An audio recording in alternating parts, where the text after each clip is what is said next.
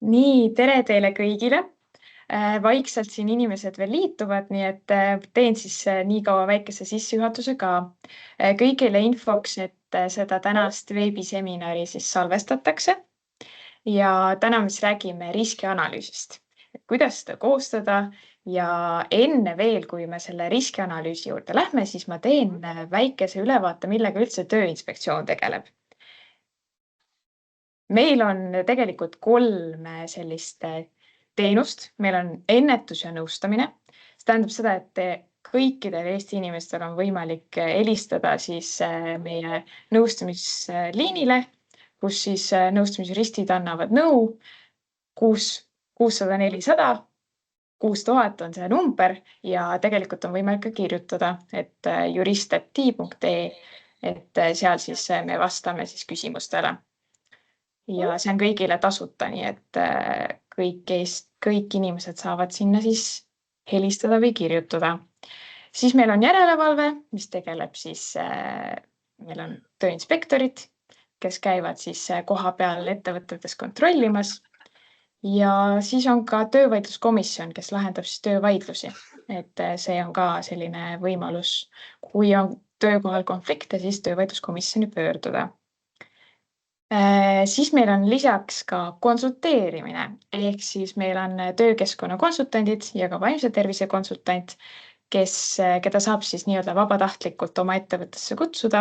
Nad vaatavad üle siis töökeskkonna, annavad nõu, leiavad selliseid arengukohti või siis võivad teha ka näiteks mõne niisuguse teabetunnikese kõikidele töötajatele, et kui on konsulteerimise soovi, siis seda on võimalik teha nii, et kirjutad ti.ti.ee ja siis seal on võimalik siis soovida, et konsultant tuleks isegi koha peale.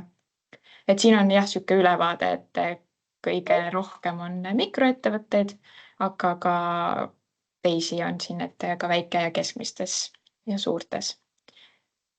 Ja kui teil jääb mingisugune küsimus õhku, siis meil on selline lehekülg nagu tööelu.ee, kus on tegelikult väga palju selliseid tavalisi küsimusi, mida inimesed meilt küsivad, on nendele siis püütud vastused sinna kõik kirja panna. Et sealt siis võib nii-öelda surfama minna. Siis meil on siin kõik need aadressid ka välja toodud. Ja tänase koha pealt nii palju, et kui teil tekib küsimusi, millele meie esinejad vastust ei anna oma ettekande jooksul, siis need võib julgelt siia chatti kirjutada sinna vestlusaknasse ja ma püüan siis need ära esitada ja leida siis vastused. Kui ajaliselt kõik ei jõua, siis me kindlasti salvestame need küsimused ja anname teile kas või kirjalikult siis teada. Et julgelt võite oma küsimused siis teele panna jooksvalt. Aga nüüd mina lõpetan oma jagamise ära ja juhatan sisse meie järgmise esineja, kes on Mihhail. Tema siis võtab täitsa lahti sellise lehekülje nagu iseteenindus.ti.ee. Nii et Mihhail, palun. Tere ka minu poolt. Aitäh, Karolin. Mihhail Sojev on minu nimi, olen selle saamuse iseteeninduse projekti juht. Mina mõtlesin teha väikse praktilise sissejuhatuse, näidata iseteeninduse, kuidas see välja näeb, millised vaated seal on ja kuidas üldse riskianalüüsini jõuda. Juba oli mainitud, et selleks, et meie iseteenindusse sisse saada, oleks vaja minna lehele iseteenindus.ti.ee ja sellest edasi saabki vajutada nupule sisene iseteenindusse ja süsteem soovib, et ta ennast autoriseeriks. Seda on võimalik teha kas siis ID-kaardi, mobiil-ID või Smart-ID-ga. Nüüd ma päris süsteemist lähen välja ja teen lahti testsüsteemi. Kohe mainin, et kõik nimed ja firmad on siin just testisikud. Nende taga ei ole päris andmeid. Ongi see eesmärk testida, kuidas see süsteem toimib. Nii et siin ka päris autoriseerimist ei ole. Ma näitan teile, milliseid vaateid on lihtsalt, kui inimene ühes või teises rollis sisse läheb. Nii, ma lähen siis iseteenindusse, tean ühe hea isikukoodi ja kõigepealt meie sinu ekraani praegu ei näe, et vaata, kas sa jagasid ka. Aha, korraks. Vaatan. Nii.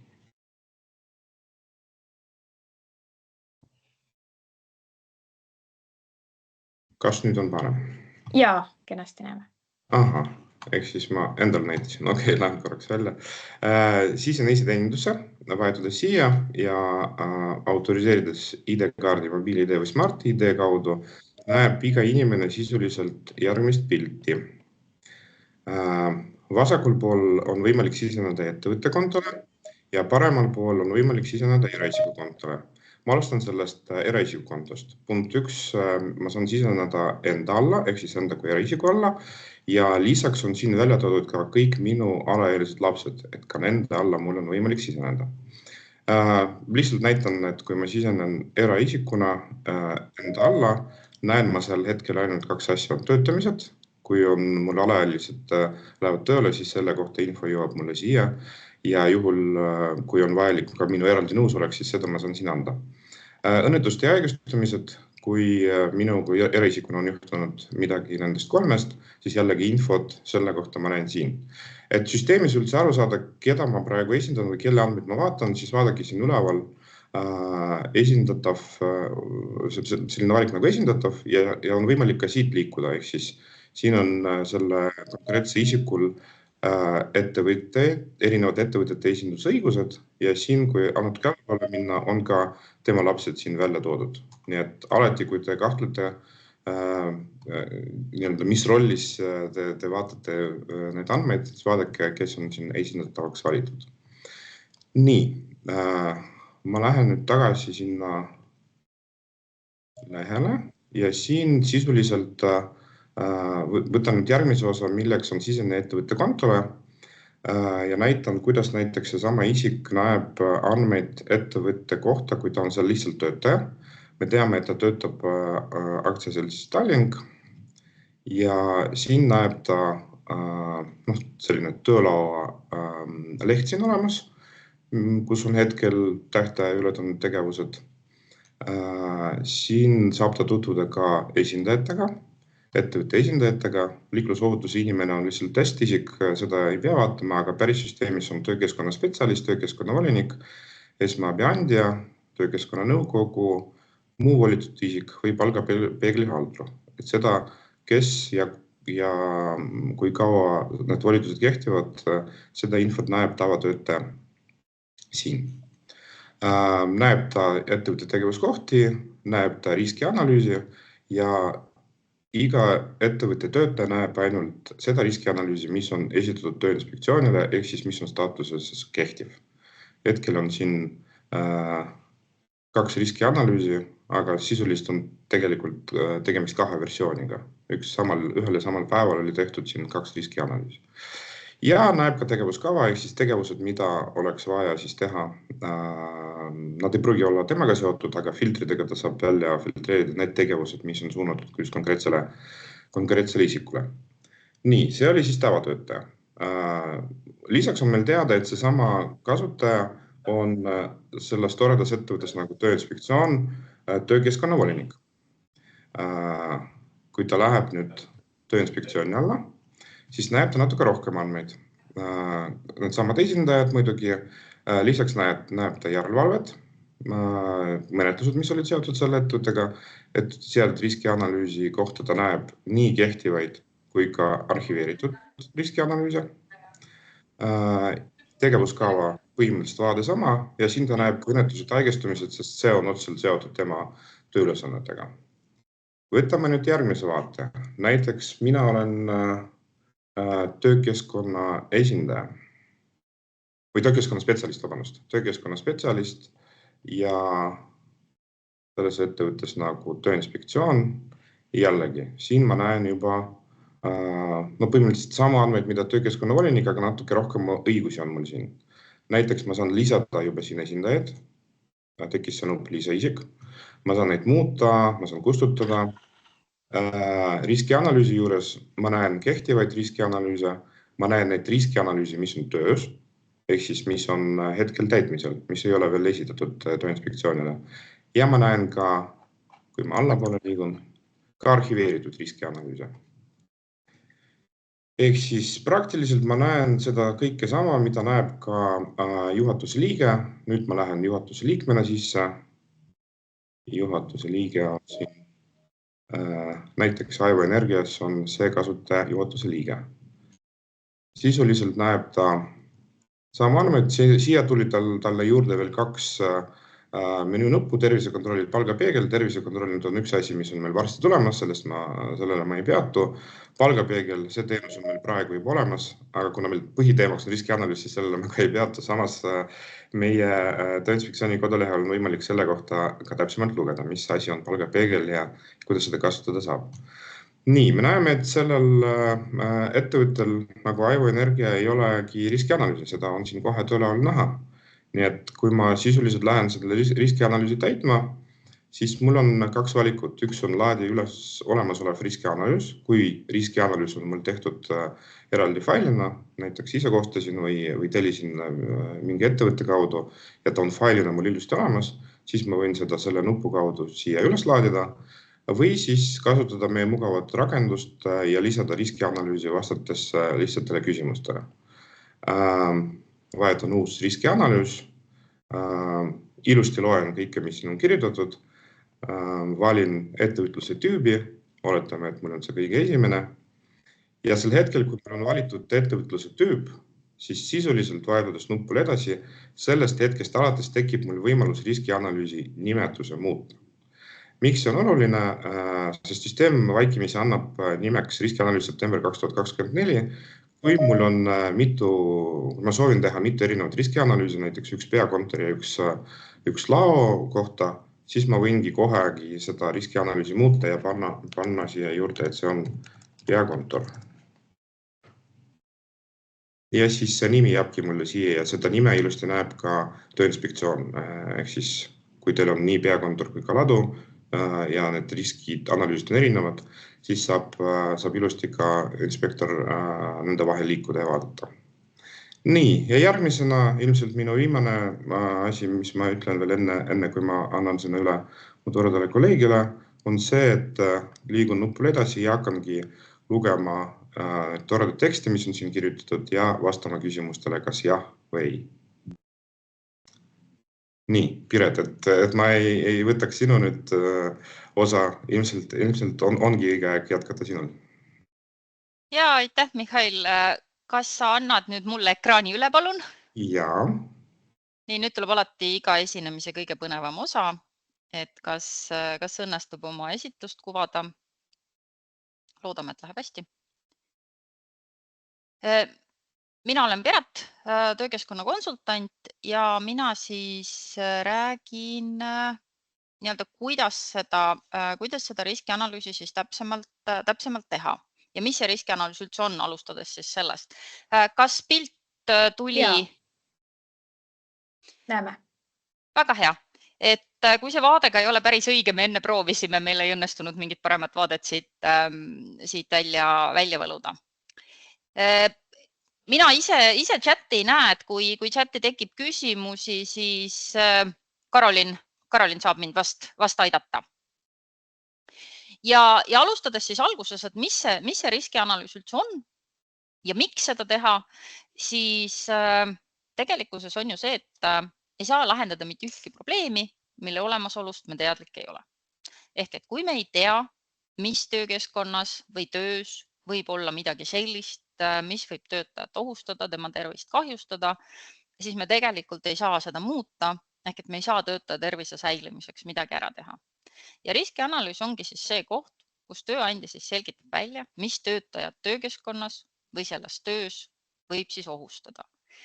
Ja ainult see riskianalüüs iseenesest seda töökeskkonda ju ei paranda. Riskianalüüsi osaks on tegevuskava, kus siis on kirjas, mida tööandja siis teeb, et need välja selgitatud ohud siis töötaja tervist ei kahjustaks. Et näiteks üks selline kahjuks natuke tüüpiline näide on see, inspektorid ja konsultandid, kui me läheme ettevõttesse ja avastame, et seal näiteks töötaja puutub kokku kantserogeenidega ehk et siis vähki tekitavate ainetega, siis tegelikult riskianalüüsist see ei kajastu, mis siis tähendab seda, et tegelikult töötaja tervise kaitsmiseks ei ole midagi tehtud ja töötaja hingabki näiteks lehtpuidutolmu sisse.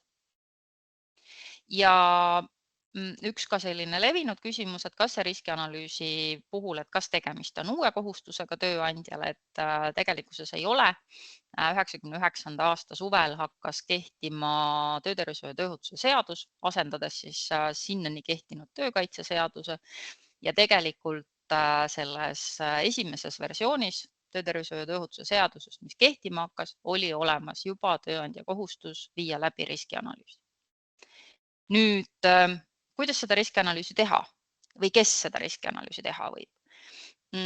Tegelikult on siis 3 võimalust, et seda saab teha tööandja, enamasti on selleks siis töökeskkonna spetsialist, kes on siis see inimene, kelle tööandja on volitanud töötervishoiu ja tööohutusalast tegevust ettevõttes korraldama, kes on sellel alal pädev. Ja võib ta seda teha siis nii, nagu ta soovib. Ehk et tegelikkuses riskianalüüsi metoodika on tööandjale vabalt valida. Saab seda teha siis meie ehk et Tööinspektsiooni iseteeninduskeskkonnas olevas riskianalüüsi töövahendis, millest siis natukese aja pärast räägime täpsemalt. Ja riskianalüüsi võib siis tellida ka teenusepakkujalt. Igal juhul tuleb seda teha koostöös tööandjaga. Ja kui ma ütlesin, et riskianalüüsi koostamise kohustuses ei ole midagi uut, siis natukene uuem kohustus on riskianalüüsi esitamine Tööinspektsioonile, mida siis tuli teha septembriks 2021. Ehk et kas see riskianalüüs siis koostada töökeskkonna andmekogus või siis edastada Tööinspektsioonile, ehk et see, mida siis Mihhail enne rääkis, et kui teil on riskianalüüs olemas, teile see meeldib ja sobib, siis te saate selle iseteeninduskeskkonda üles laadida. Riskianalüüsi ei pea esitama julgeolekuasutused, see on erand, need, kes on julgeolekuasutused, nemad seda ise väga täpselt teavad. Ja riskianalüüsi siis peavad koostama ja üles laadima kõik tööandjad, kellel on vähemalt üks töölepinguga töötaja. Ehk et need ettevõtted, kus töölepinguga töötajaid ei ole, seda riskianalüüsi koostama ei pea, üles laadima ei pea. Kui on näiteks ettevõte, kus juhatuse liige ja see töölepinguga töötaja on sama, siis see on nüüd see olukord, kus Tööinspektsioon neid ettevõtteid ei kontrolli ja tegelikult kuna tegemist on inimesega, kes on ise nii töötaja kui tööandja, siis oma ohutuse eest ta vastutab niikuinii ise, ehk et ega tal kellegile kaebama pärast ei ole ka minna, et see teine või kolmas on tegemata. Loomulikult võib see inimene riskianalüüsi ära teha, oleks hea, et ta teeb, selles mõttes, et ka tema tervise säilimine on tegelikult ju oluline. Ja riskianalüüsi säilitamise tähtaeg on siis 55 aastat. Need riskianalüüsid, mis on koostatud siis enne seda, kui see töökeskkonna andmekogusse üleslaadimise võimalus tekkis, neid tuleb säilitada 55 aastat riskianalüüsi koostamisest arvates. Miks nii pikk aeg? Sellepärast, et kutsehaigestumise väljakujunemine või see, millal inimene saab aru, et tal on kutsehaigestumine välja kujunenud, võib võtta väga pikka aega. Ja riskianalüüs ei ole siis selline tegevus, et ühe korra teeme selle ära, siis see on tehtud ja sellega on kõik, siis tegelikult riskianalüüsi tuleb uuendada, ehk et see riskianalüüs peab kajastama seda töökeskkonda, mis ettevõttes praegu on, et kui ka näiteks töötingimusi parandatakse, ostetakse uus seade, mille tõttu on töökeskkonnas vähem tolmu, on olemas täiesti asjakohane siis riskianalüüsi uuendada. Ja kindlasti ka see, et töötajad oleksid siis teadlikud, mis nende töös või töökeskkonnas esineda võivad riskid on, et kõik töötajad, nagu Mihhail teile näitas, pääsevad ligi iseteeninduskeskkonda, saavad riskianalüüsi vaadata. See aga ei asenda nüüd tööandja kohustust riskianalüüsi tutvustada, sest tegelikult kohati need riskianalüüsi dokumendid on võib-olla raskesti mõistetavad ja inimesel võib tekkida küsimus. Ehk et tal peab olema võimalus ka neid küsimusi küsida, et ta saaks sellest riskianalüüsist tegelikult ka aru. Ja meie töövahendile siis nüüd ligemale liikudes, selle töövahendi kasutamine on võimalus, see ei ole kohustus, ehk et riskianalüüsi metoodika valikul tööandja on vaba. See ei sobi kõikidele ettevõtetele, ta pigem ongi mõeldud abiks väikestele keskmistele ettevõtetele, kellel ei ole näiteks võib-olla võimalus seda riskianalüüsi tellida, kellel ei ole ettevõttes inimest, kes oskaks, et see on abivahend nendele. Ta ei pruugi sobida suurtele ettevõtetele, kus on väga palju erinevaid tegevusalasid. võib küll proovida seda, et kui meil on, nagu Mihhail rääkis enne, et meil on kontor ja meil on ladu, et siis tehagi 2 nii-öelda eraldi hindamist kontorile, laole, võib-olla kui on ka söökla, teha siis sööklale eraldi. See on iga tööandja otsustada, et kas see on neile kõige parem lahendus. Et üks on see, et kas ta sobib, teine on see, et ta ei pruugi ka meeldida. Et tööandja on vaba, et kui see töövahend ei meeldi, võite jätkata nii, nagu siiani teinud olete, ei ole mitte midagi katki. See riskianalüüsi metoodika ei ole nüüd kõige traditsioonilisem, et kus siis antakse riskidele hinnangut 1-5, 0-4, mis iganes maatriksid kasutusel on. Et see on pigem suunatud sellele, et mis see võimalik ohukoht on ja kas siis on rakendatud meetmed tervisekahju vältimiseks või vähendamiseks. Ja siis vastatakse ei või jaa, kas siis mingi meede on kasutusel või ei ole. Oleme püüdnud või oleme läinud seda teed, et pigem lisada töövahendisse rohkem teemasid ja rohkem küsimusi kui vähem. Ehk et seetõttu kohati see võibki tunduda nagu keeruline ja mingid asjad mingis olukorras võib-olla tunduvadki, et on üle pingutatud, aga pigem loogika on see, et pigem minna seda teed, et tööandjal on lihtsam vastata, et ei, mul seda teemat või tegevust ei ole, kui et mõelda läbi, mis mul siis jäid hindamata või mida töövahendis ei olnud, et ma pean neid lisama. Tänasel päeval ei ole töövahendis kaugeltki kõiki tegevusalasid. Ilmselt kõiki tegevusalasid ei saa ka kunagi olema. Millest me oleme nende tegevusalade loomisel lähtunud on see, et kui me hakkasime seda looma, siis meie analüütik võttis välja, millisel tegevusalal ettevõttes kui palju ettevõtteid tegutseb ja kui palju nendes ettevõtetes töötajaid töötab. Ja sealt ülevalt otsast me hakkasime siis neid tegevusalasid tegema. Üks koht, kus ma olen täiesti seda meelt, et ta ei ole kõige parem lahendus, on kaugtööd tegeva töötajate riskide hindamiseks.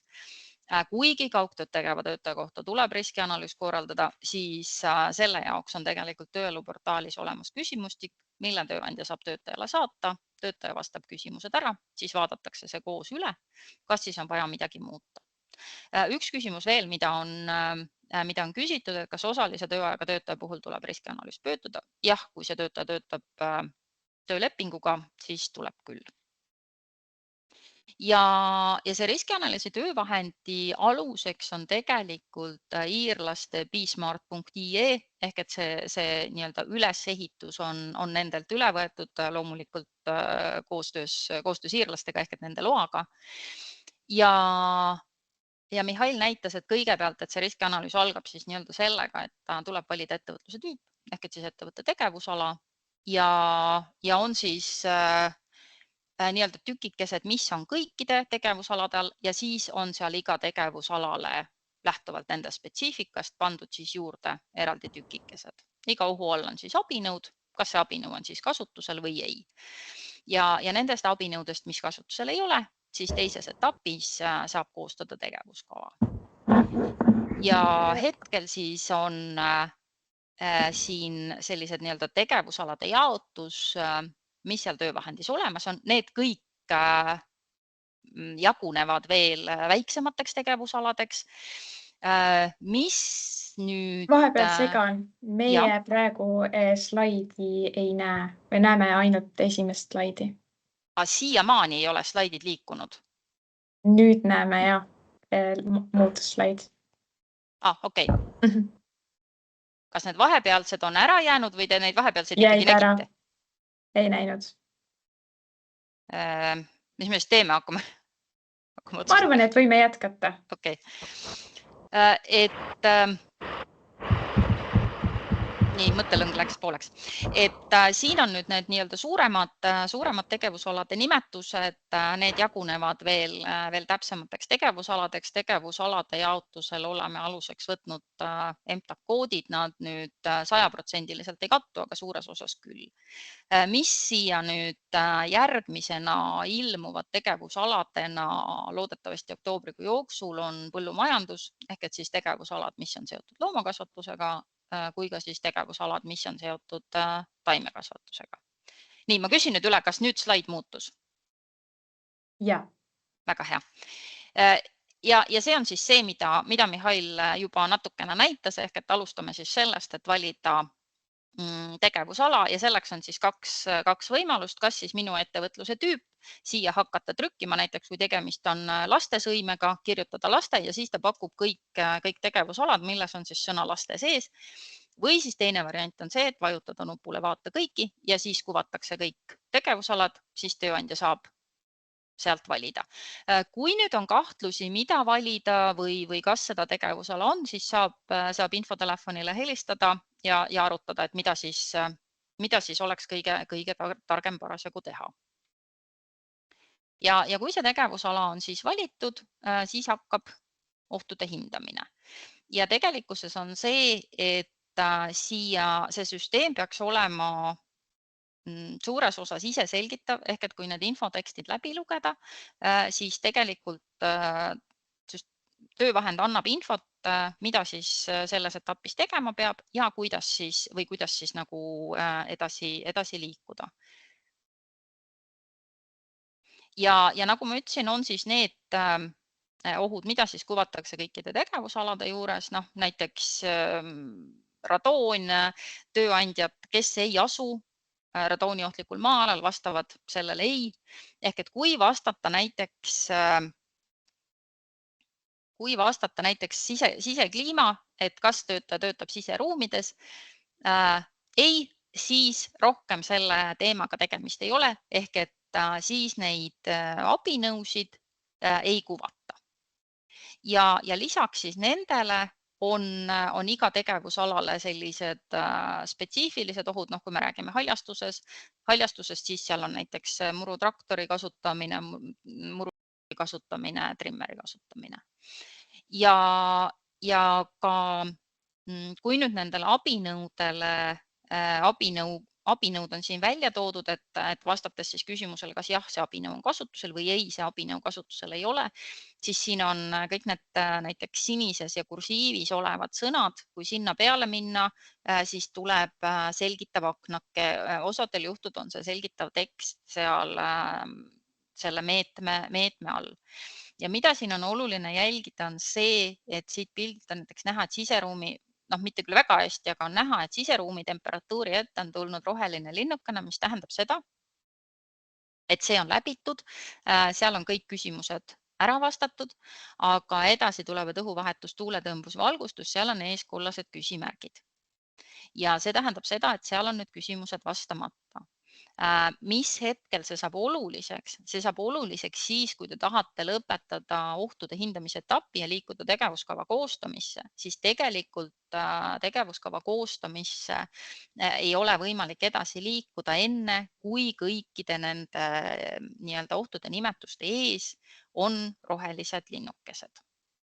Ja siin siis valida, et kas tööruumides toimub küllaldane õhuvahetus, jah, toimub, ei toimu, kui ei toimu, siis see liigub tegevuskavasse, pärast vaatame, kuidas seal tegevuskava etapis see hindamine toimub.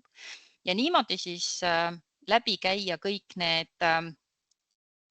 etteantud küsimused. Seda ei pea tegema ühe jutiga. Selle võib jätta pooleli, seda võib jätta pooleli mitu korda ja siis jätta ta pooleli ja siis minna sealt, kus eelmine kord pooleli jäi, homme, ülehomme või millalgi edasi. Et kaua ta umbes aega võtab, ta võtab ikkagi päris, ütleme nii, et poole tunniga ega ka tunniga seda valmis ei tee, aga teisalt ega ta ei ole ka midagi sellist nii-öelda üle jõu ega mõistuse käivat. Ja kui nüüd on mingil teemal tööandjal kasutusel veel abinõusid kui need, mis siis töövahend pakub, siis tegelikult tööandja saab siia ise vabatekstina selle abinõu lisada. Lisaks saab tööandja lisada ka ohutäpsustuse.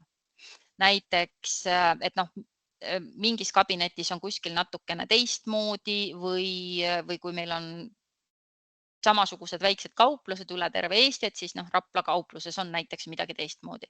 Või ühesõnaga, mida iganes tööandja peab vajalikuks siis siia täpsustada, siis täpsustada ta saab. Ja kui siis nüüd on jõutud hindamisega lõpule nende teemade osas, mida töövahend ette annab, siis jõutakse sellisesse kohta nagu täiendavad ohutegurid. Ja see on nüüd see koht, kuhu tööandja saab ise täiendavalt lisada, mida iganes ta peab vajalikuks lisama. Et siin võib olla näiteks see, et kui tavapäraselt autoremondi töökoja juures ei ole muruniiduki kasutamist, aga sellel ettevõttel on aed, ettevõttes on muruniiduk, keegi töötaja seda muru niidab, siis on võimalik, siis on 2 varianti võimalik. Üks on see, et lisada oht siis töövahendist endast. Näiteks, kui see muruniiduk on olemas ja muruniiduk on olemas, siis te saate siit muruniiduki lisada. Või siis teine variant on see, et kui on mingi oht, mida töövahendis kirjeldatud ei ole, siis te selle saate ise kirjeldada. Ja tekib siis selline nii-öelda kokkuvõte, kus siis öeldakse teile, et hinnan esineb siis 6 ohtu, ei esine 27. See ei ole selline, see on testkeskkonna pilt, et see ei ole nüüd ilmselt kõige adekvaatsem selles mõttes, et kui selline proportsioon on, et esineb 7 ohtu ja ei esine 25, et siis ilmselt on tegemist näiteks valesti valitud tegevusalaga, et üldiselt pigem neid, mida esineb, peaks siis ikkagi nagu rohkem olema. Ja siin saab siis nüüd kinnitada seni tehtud töö ja jätkata siis tegevuskava koostamisega.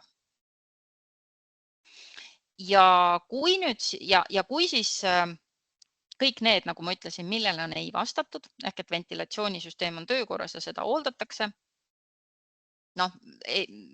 kas siis ei ole töökorras või seda ei hooldata, siis on all olev kastikene kas lisategevuskavasse, siis ta läheb tegevuskavast ja pärast vaatame tegevuskava vaadet ka.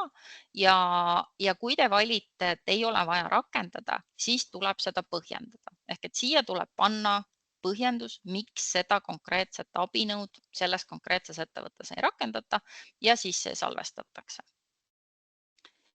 Ja tegevuskavas siis ongi see, et on vaja korraldada õhutemperatuuri mõõtmised, on pandud tähtaeg, on vastutaja ja nagu Mihhail ka rääkis, seda saab filtreerida ja tegevuskavasse saab lisada ka tegevusi, mis tegelikkuses ei tulene siis riskianalüüsist, vaid näiteks need võivad tulla töökeskkonna sisekontrollist, töötajate märkamisest, millest iganes, et see tegevuskava on selline mitte nüüd nii otseselt ainult riskianalüüsiga seotud, lihtsalt sellepärast, et tööandjal oleks võimalus seda tegevuskava kasutada ka siis nii-öelda kogu töökeskkonnaalase tegevuskava koostamiseks ettevõttes.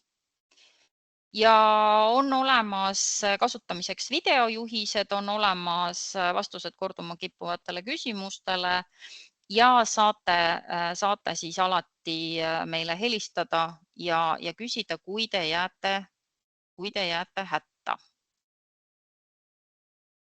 Nii, aga võtame siis küsimused vaikselt ette ja kui teil veel tekib, siis võite siia jooksvalt kirjutada. Kordame siis üle, et kes siis selle riskianalüüsi tegema peab. Küsimus on selline, üks töötaja, siis ei olegi ise esindaja ja pean selle riskianalüüsi ikka tegema, kui ma olen üks töötaja. Jah, et kui see töötaja ja juhatuse liige ei ole üks ja sama isik, ehk et ettevõttes on juhatuse liige ja siis on üks töötaja, kes on töölepinguga tööl, siis tuleb teha küll. Jah. Kas tekib kunagi ka võimalus riskianalüüsi eksport ja import? Ma ei tea täpselt, mida selle küsimusel mõeldakse. Võimalik on üles laadida olemasolev riskianalüüs ja tegelikult sellest töövahendist tehtud riskianalüüsist on võimalik genereerida PDF ja see endale alla laadida, et need mõlemad võimalused on täna olemas. Mis vahe on siis töölepinguga ja võsslepinguga töötajal?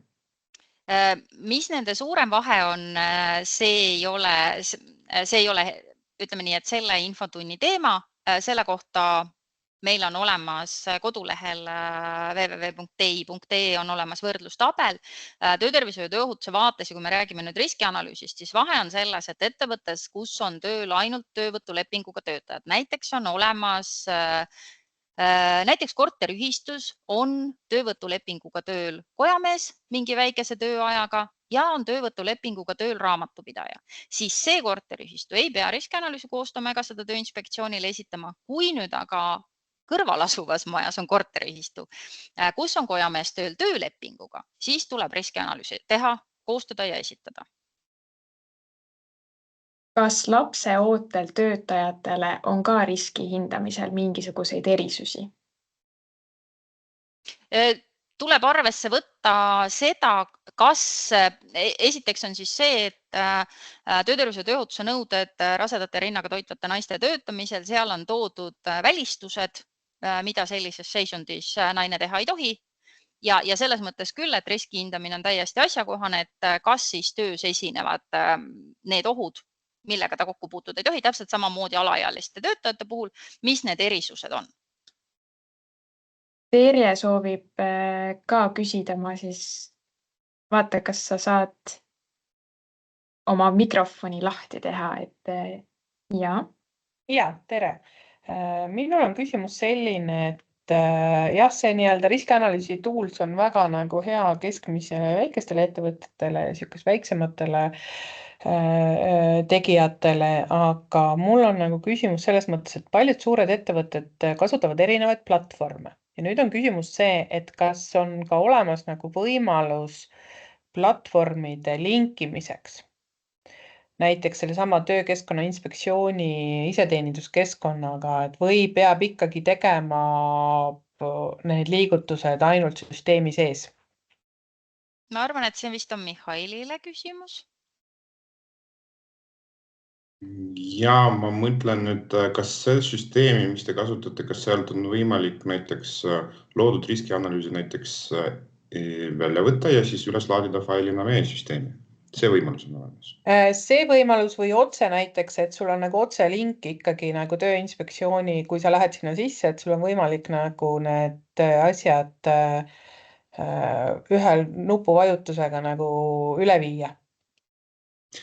Ma ütlen ausalt, et selline info, et on võimalik seda kasutada ka erinevates süsteemides, minuni vähemalt ei jõudis esimest korda.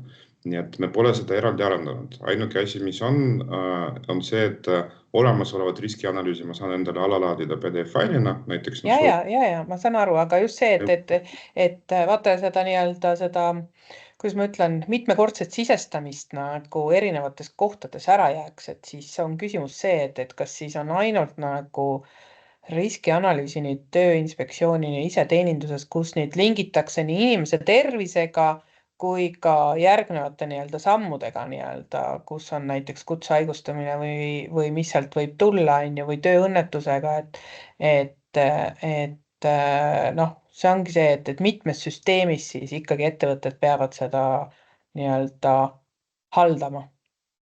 Ma arvan, et praegu oleks väga suur abi meile, kui te saadaksite meile t.ee aadressile selle süsteemi nimetuse, et siis ma saaksin natuke rohkem uurida, et kui palju on võimalik neid ühendada oma vahel. Aga ma võin platvormidel loetelu teha, mis Eesti nagu turul tehakse ja ma arvan, et te olete ise ka kursis, et siis võib-olla saab edasi mõtiskleda ja mingid tegevused selleks nagu luua, et see infovahetus nagu lihtsamini ja kiiremini käiks. Jah, oleks väga hea. Ja, aitäh. Kui töötajad viibivad sageli erinevatel objektidel, siis kas ka objektidest peab tegema mingisugusel moel riskianalüüsi?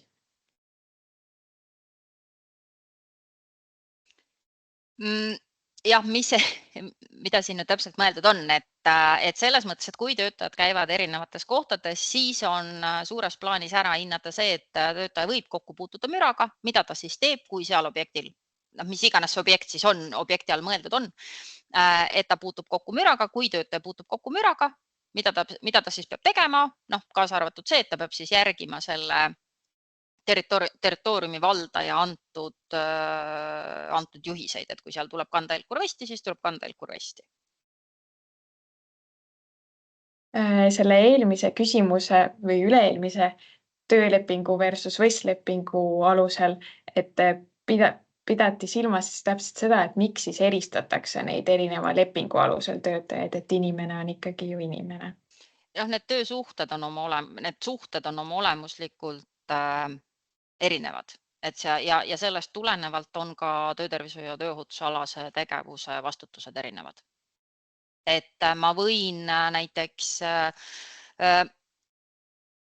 spetsialistina müüa oma teenust, oma töövahenditega seda tööd teha, et seal tööandja väga palju või see tööd nii-öelda pakkuv ettevõte ei saagi väga palju sekkuda, et siin on jah, meie kodulehel ma näen, et Kristel pani lingi ka üles, mis need erisused täpselt on, et ma arvan, et selle nii-öelda vastuse saab sellest tabelist. Kui sisekontrolli raames tuleb muudatusi, siis kas võib 2022. aastal loodud riskianalüüsi muuta või peaks siis selle tänase seisuga uuesti koostama? Neid riskianalüüse, mida te olete nagu meie töövahendis teinud, neid saab muuta, ehk et mitte ei saa nüüd muuta seda, mis teil on juba salvestatud, vaid nende andmete pealt, mis te olete sisestanud, nende andmete pealt saate alustada uue riskianalüüsi tegemist, kus te saate siis muuta neid kohti, mida teil on vaja muuta.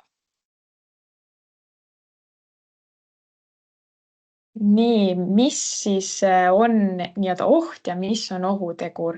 Et siin on ka loetelu, et muruniiduk, kuulmis. Ma arvan, et läheme nii-öelda sisuliste küsimustega, riskianalüüsi töövahendi sisuliste küsimustega edasi, et kas on veel äkki kellelgi kasutamisel kogemusi või on ettepanekuid, kuidas seda süsteemi saaks paremini minna või võib-olla on kellelgi häid kogemusi, kes soovib jagada? Võib ka käe tõsta ja mikrofoni avada, kui kellelgi on mingi konkreetse osa kohta, et me võime ka näidata, Mihhail saab näidata testkeskkonnas mingisuguseid osi, kuidas seal kas või muuta või midagi avada või.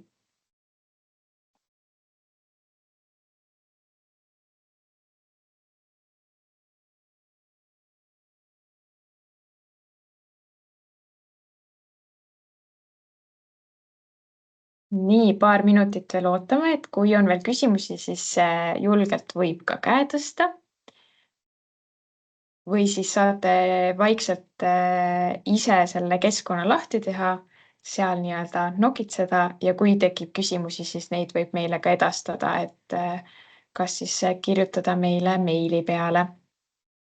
Ja saab alati, nagu ma ütlesin, saab alati ka infotelefonile helistada ja küsida, et üks selliseid väga levinud asju on, mida küsitakse, ongi see, et mis see tegevusala on, mida ma siis valin.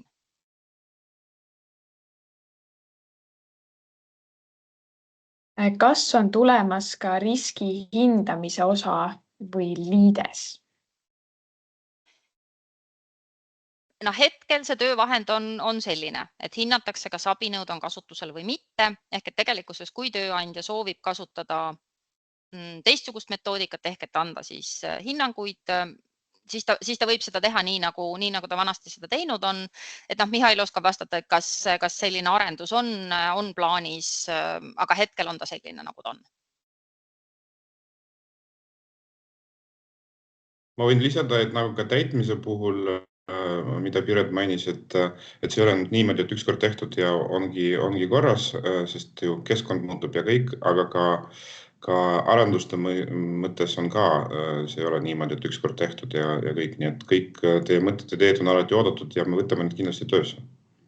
See konkreetne küsimus, minu meelest vist midagi me sellest rääkisime, aga vist me ei ole seda sõnastanud, aga mõtted juba liikusid, jah.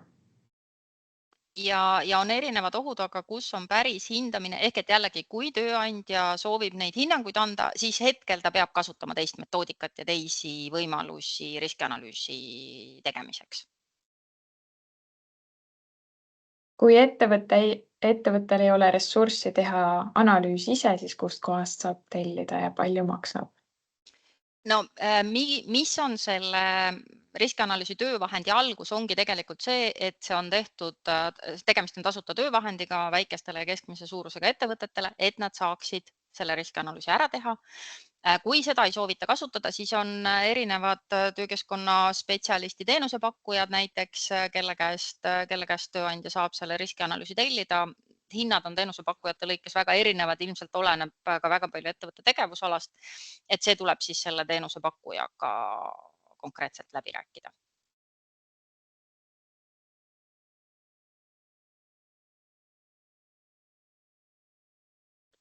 Kuidas kaugtöötajatega riskianalüüsi teostada?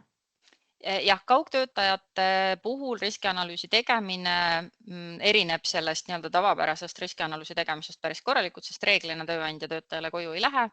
Tööeluportaalis on olemas kaugtöötaja riskihindamise küsimus töötamise viiside all. Tööandja saab seda kasutada, saates selle küsimustiku siis töötajale. See on täiesti näidisküsimustik ehk et seda ei pea kasutama, tööandja peab kasutada teistsugust küsimustikku, kui ta soovib. Ja siis töötaja annab ise hinnangu, kas tal on siis piisavalt valge, kas tal on kuvariga töötamiseks sobiv töötool ja siis vaadatakse, töökeskkonna spetsialist vaatab üle ja siis jõutakse järeldusele, et jah, et töötaja kaugtöökoht sobib töö tegemiseks ja ta võib seal kaugtööd teha või siis töötajal ei ole kodus sellist töökohta, kus ta saab kaugtööd teha ja siis lepitakse kokku, kes need vajalikud kohandused teeb. Miks nimetatakse töövahendit riskianalüüsiks, kui puudub riski hindamine? Jällegi, see on üks võimalus. See on mõeldud väikestele ja keskmise suurusega ettevõtetele, kellel ei ole ressurssi, ütleme, võib-olla neid keerulisi metoodikaid kasutada. Kui tööandja soovib anda riskidele hinnanguid, ehk et kasutades siis mis iganes 0-4, 1-5, 1-10, siis ta jätkuvalt saab kasutada muud metoodikat, teha riskianalüüsi teisel moel ära ja need hinnangud anda.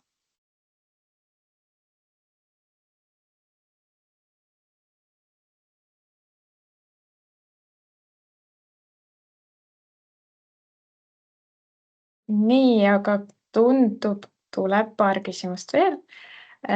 Kui 2 töötajat töötavad oma kodus oma vahenditega, siis kas on vaja ikka teha riskianalüüs, nagu aru saan? No siin võib-olla tuleks alustada sellest, et kui inimene teeb tööd oma töövahenditega, kas siis ikkagi on tegemist töölepingulise suhtega? Ehk et siin võib-olla mõelda läbi see, et kas see valitud lepinguliik on konkreetsetes oludes nüüd kõige õigem, aga kui on valitud tööleping, siis jah, ka kaugtööd tegeva töötaja töökoha kohta tuleb riskianalüüs teha. Ehk et ka kaugtööd tegeva töötaja puhul tööandja peab riskianalüüsi tegema. Kui on palju erinevaid ametikohti ja nendega seotud ohte, kas on otstarbekas koostada riskianalüüs iga ametikohta eraldi? Või siis kuidas seda iseteeninduses teha? No, kui on väga palju erinevaid ametikohti, siis ilmselt on tegemist suhteliselt suure ettevõttega, võib-olla ka keerulise tegevusalaga. Siin võib tekkida küsimus, et kas see konkreetne riskianalüüsi töövahend on sellele ettevõttele kõige parem lahendus. Ja üldiselt jah, teha riskianalüüs ametikohtade või kuidagi grupeeritult koos, et kui näiteks töötajale on vaja tutvustada riskianalüüsi, siis köögitöötajatele tutvustatakse köögi kohta kehtivat riskianalüüsi ja laotöötajatele laotöötaja kohta, et kui nad on kõik seal segi läbi nii-öelda ühes riskianalüüsis, siis võib inimesel olla keeruline aru saada, mis sellest riskianalüüsist konkreetselt teda puudutab. Ja teine pool on see, et võib-olla tööandjal on ka keeruline aru saada, et mis siis seda konkreetset töötajat ohustab. Et jah, et kui on palju erinevaid tegevusi, palju erinevaid ametikohti, et siis see ei pruugi olla kõige parem lahendus. Iseteeninduses ei ole näha iseenda varasemaid töötamisi. Kas on plaanis seda teha? See on ilmselt Mihhailile nüüd küsimus. See sõltub muidugi eesmärgiks, miks neid vaadata oleks vaja. Kindlasti on selleks kõige paremaks kohaks töötamise register ja juhul, kui ma väga loodan, et seda ei juhtu, aga juhul, kui on tuvastatud kutsehaigestumine või tööst põhjustatud haigus selles ettevõttes, kus te enam ei tööta, siis ikkagi neid andmeid te näete ilusti. Töötamisi ei näe, kuna vähemalt töökeskkonna mõistes selles polnud nagu vajadust tuvastatud, aga juhul, kui, nagu ma algul näitasin, teil on võimalik minna eraisiku alla ja on tuvastatud mainitud siis asjad eelmise tööandja juures, siis seda te näete ilusti.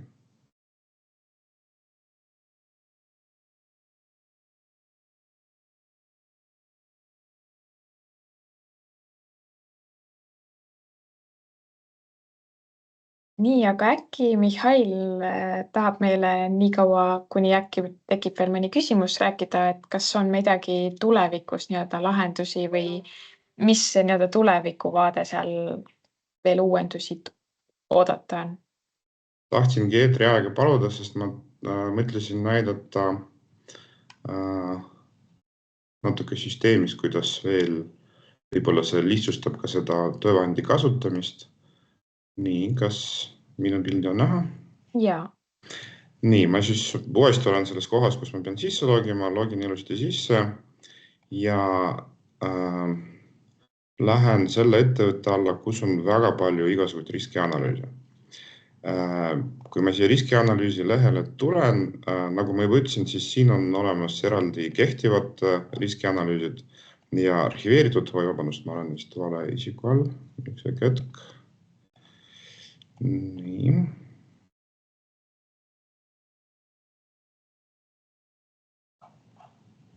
Ja, kehtivad riskianalüüsid, töös riskianalüüsid, ehk siis see on see koht, millest Piret rääkis, kus te täidate, näiteks täna on teil selleks ainult 30 minutit aega, te suudate seal ainult osa ära täita, lahkuda ilusti süsteemis, süsteem jätab teie töö meelde ja kõik need pooleli olevad või töös olevad riskianalüüsid saategi siit, saate neid jätkata või kui te enam ei vaja, siis saate neid siit kustutada.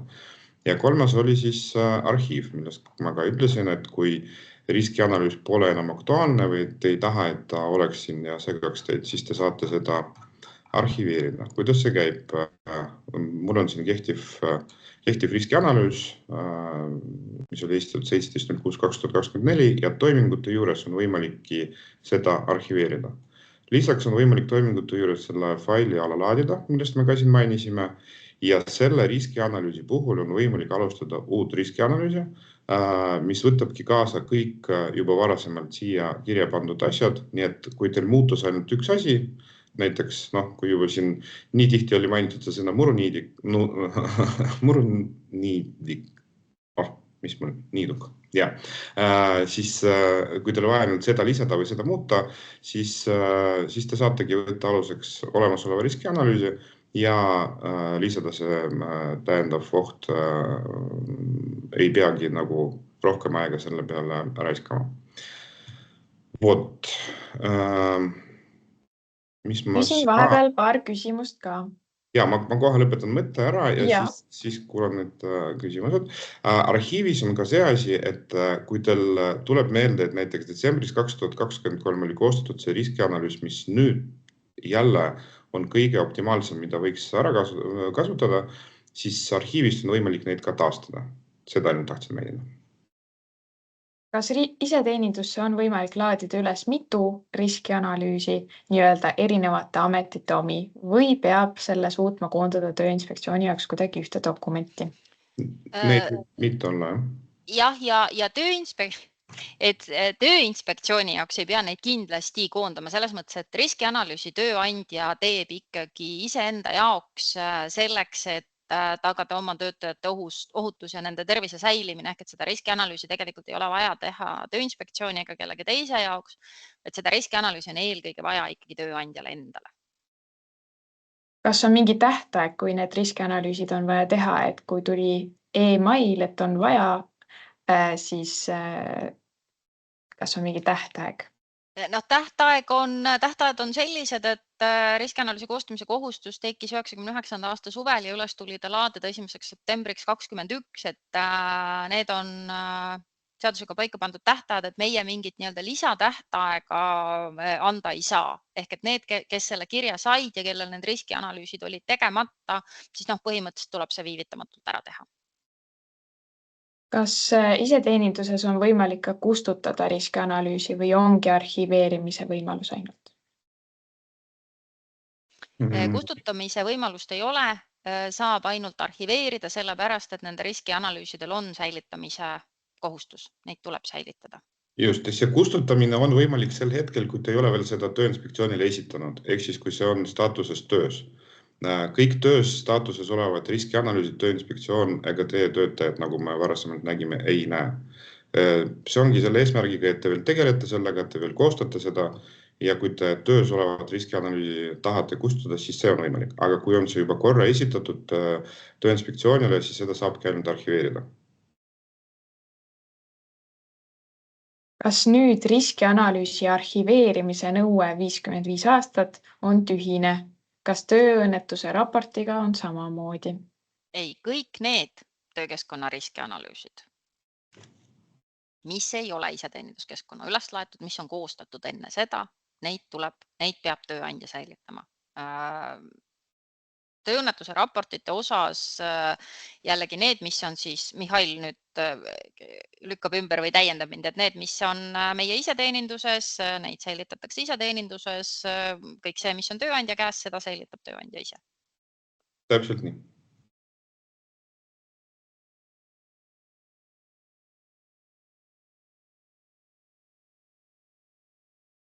Terje tõstis käe. Jätku küsimus säilitamise kohta, et kas ka siis määruses või siis kus see kirjas meil see säilitamine on, kas seal toimuvad ka siis mingisugused täpsustused, muutused? Seoses iseteeninduskeskkonna laiaulatusliku kasutusvõtuga. Mis puudutab riskianalüüsi, siis see on täna kirjas, jah. Et iseteenindus on ka nagu seal kirjas siis või? Et need säilivad seal siis 55 aastat? Jah. Ja kas see on ka siis lingitud töötamisega, inimese töötamisega? Et need ikkagi, kui näiteks kutsehaiguse poole pealt tulevad mingisugused järelpärimised, siis on ka võimalik kutsehaiguste keskuses need kätte saada?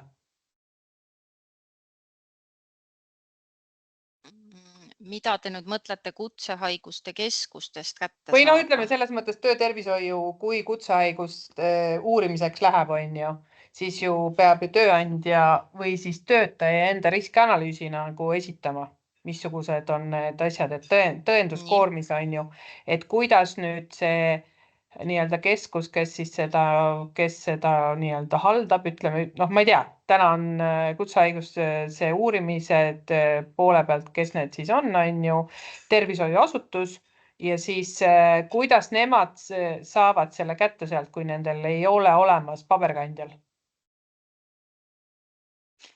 Te mõtlete nüüd, kuidas nad saavad kätte töökeskkonna riskianalüüsi, mis on meie iseteeninduskeskkonda üles laetud? Jah. Kuidas see lingitud nagu selle kutsehaigestajaga on nagu inimesega? Mihhail, ma arvan, et see on äkki pigem sulle.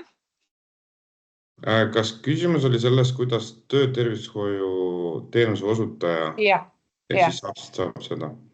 See on väga hea küsimus, sest me olemegi ette valmistamas sellist arendust, kus tööandja saab töötervishoiu teenuse osutajale anda ligipääsu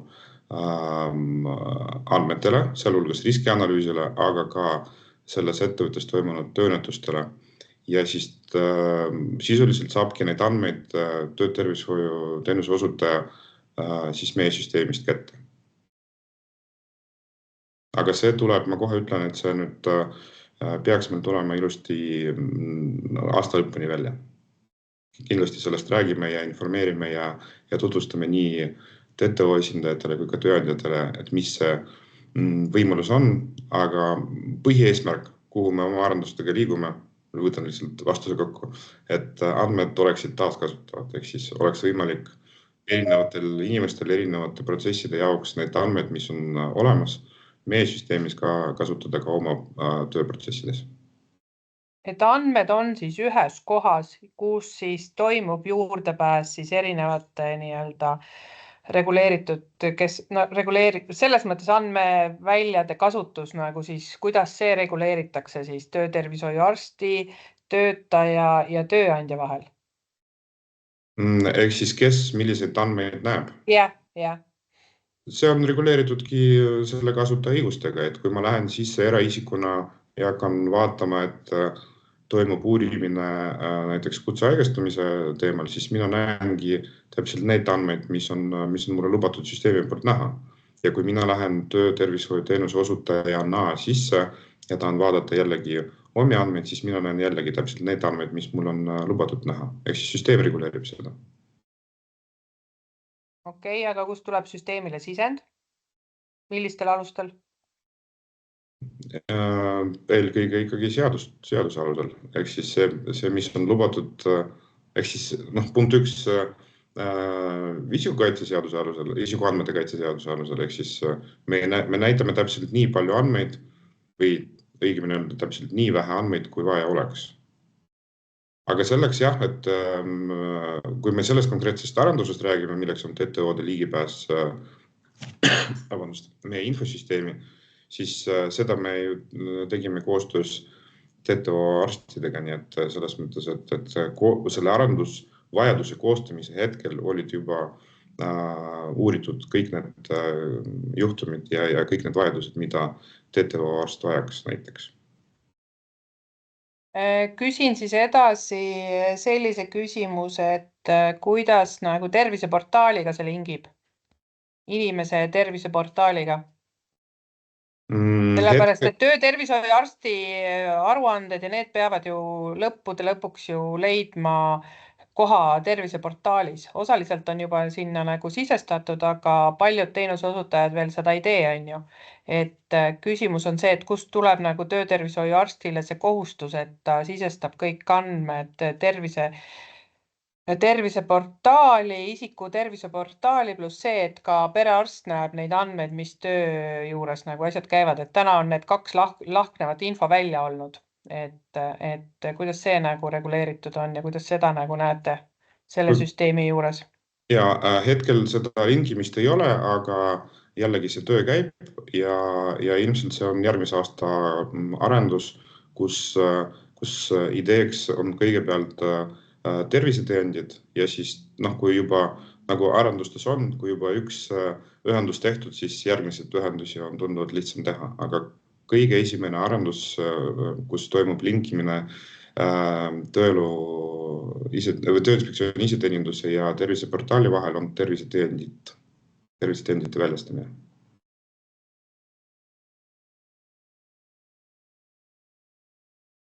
Tänan. Ja kui juba tulevikust hakkasime rääkima, mul jäi see vastus vist ütlemata, mida Karolin küsis, et kui me nüüd riskianalüüsi juurde tagasi tuleme, et millised meil arendused on siis planeeritud ja millega me hetkel aktiivselt tegeleme. Punkt 1, me tahame luua automaatteavitusi näiteks erinevatel teemadel. Kõige põlevam teema ilmselt, kui riskianalüüs on üldse täitmata või näiteks kui riskianalüüsi täitmisest on möödunud teatud aeg, et viisakalt tuletame meelde, et võiks seda nüüd üle vaadata. Lisaks hakkavad tulema automaatselt meeldetuletused tegevuskava osa kohta, nagu te siin näete, et selles ettevõttes on päris palju tegevusi. Tähtajad on ka ületatud siin ilusti. Nii et ilmselt üks põhjustes see, et hetkel seda automaatteavitust ei tule, aga väga lähedal on see arendus ilmselt selle aasta lõpuks on see ilusti ka tehtud, kus iga tegevus, mis siia kirja pannakse, sõltumata sellest, kas see tuli nüüd riskianalüüsist, kas see tuli nüüd lihtsalt, ma olen seda ise siin lisanud, et näiteks teen personalijuhile, panen siia ülesanne, et koosta palun tööleping. Seda on ka võimalik siin teha. Et kõik need teavitused hakkavad siis liikuma ka automaatselt. Punkt 1 siis, kui see tegevus on lisatud sellele konkreetsele isikule, sest isiku lisamisel ma siin kirjeldan ja saan siis ka e-posti lisada. Ehk siis teavitus läheb siis, kui tegevus on lisatud. Teavitus läheb siis, kui tähtajani on jäänud ma nüüd olen 5 või 3 päeva, see pole hetkel oluline, ehk siis kui on hästi vähe aega on jäänud tähtajani, see on teine teavitus ja kolmas, kui tähtaeg on ületatud. Ehk siis eesmärgiks ongi see, et seda tegevuskava osa saaksidki ettevõtted soovi korral kasutada ka töökeskkonna ka muude tegevuste näiteks planeerimisel või sellise ülesannete süsteemina. Need on sellised nagu peamised asjad, mis me siin, aga kõige viimane, millest ma juba mainisin, arendus oligi meil see, et nüüd ei pea nagu nullist tegema neid riskianalüüse, vaid teil on ühest riskianalüüsist on võimalik luua teise versiooni, ehk siis siin on näiteks nagu näha 3 versiooni, mina hetkel näen seda versiooni, mis oli kõige viimane, aga saan liikuda ka teiste versioonide vahel.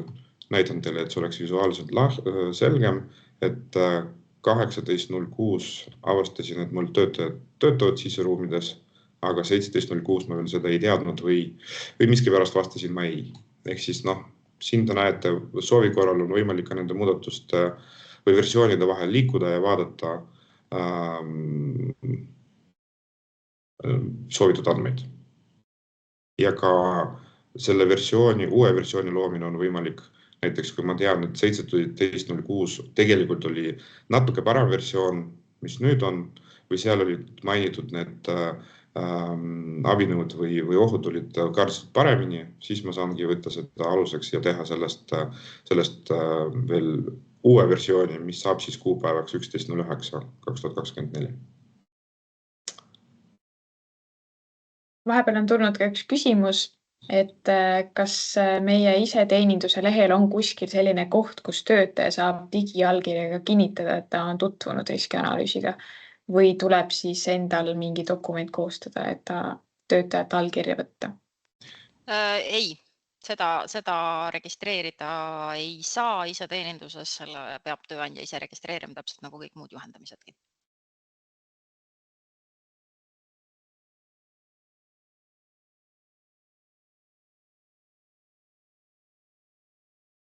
Nii, aga kui veel kellelgi mõni küsimus tekib, siis võib see käega tõsta. Ootame või siis kui täna siin hetkel ei tahtnud või ei julgenud kirjutada, siis võib meile helistada või kirjutada siis ja me seal siis vastame teile. Aga siis üks käsi tõusis, Alar. Kas on kuulda? Jaa. Asi on natuke lappama läinud, et kui me räägime töötervishoiu ja tööohutuse seadusest tulenevast tegevusest, siis riskianalüüs peab sisaldama riski hindamist. Kui me räägime, seaduses on sõnastatud ohutegurid, meil kuidagi sujuvalt läheb nagu ohu peale, veel hullem, kui ohutegur muutub riskitegurid. Et seda juba seaduses on märgata, et riskimõiste on ka muutunud, et risk ei ole enam tõenäosuse tagajärje vaheline seos, vaid on töökeskkonna ohutegur. Et kui me räägime seadusest, seadus peab olema korrektne ja kui me seda kasutame, peame seda korrektselt tegema. Aitäh!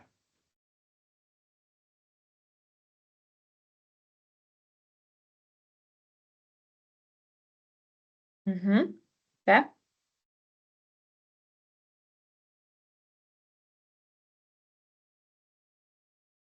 Nii, ühtegi teist kätt ei näe tõusmas, aga meie täname, see salvestus läheb...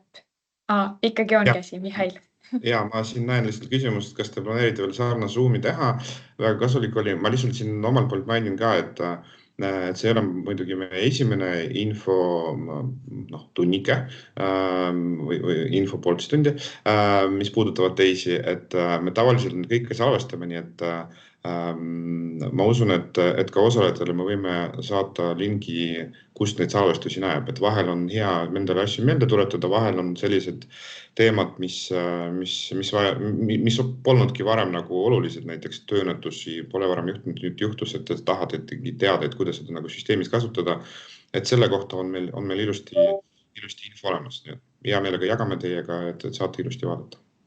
ja eks me selles mõttes küsimus, et kas on plaanis edaspidi teha, kindlasti me teeme neid ka edaspidi, sest et ütleme võib-olla see, et jah, et me nii-öelda lepime kokku, et me saame täna siin kell 2 kokku ja mõtleme kõik koos selle teema peale, et võib-olla sellise nii-öelda kuupäeva ja kellaaja paikapanemine on hea ja laivis kuulata võib-olla parem, nii et eks me kindlasti jätkame ja eriti kui tekib sinna nii-öelda uusi tükikesi juurde sellesse iseteenindusse, et vastuseks küsimusele jah, me plaanime neid edaspidi ka teha. Ja me kindlasti oleksime väga tänulikud, kui te edastate meile kõik mõtted, ideed ja soovid, mis võiks olla veel nii riskianalüüsi osas kui ka teistes osades, sest põhieesmärk, miks me süsteemi arendame, on ikkagi see, et see oleks lihtne, mugav eelkõige kasutajatele. Väga hästi öeldud, aga nende sõnadega võtamegi siis tänase kokku. Tänan kõiki, kes kuulasid ja järgmiste kohtumisteni. Aitäh, head aega! Aitäh, head aega!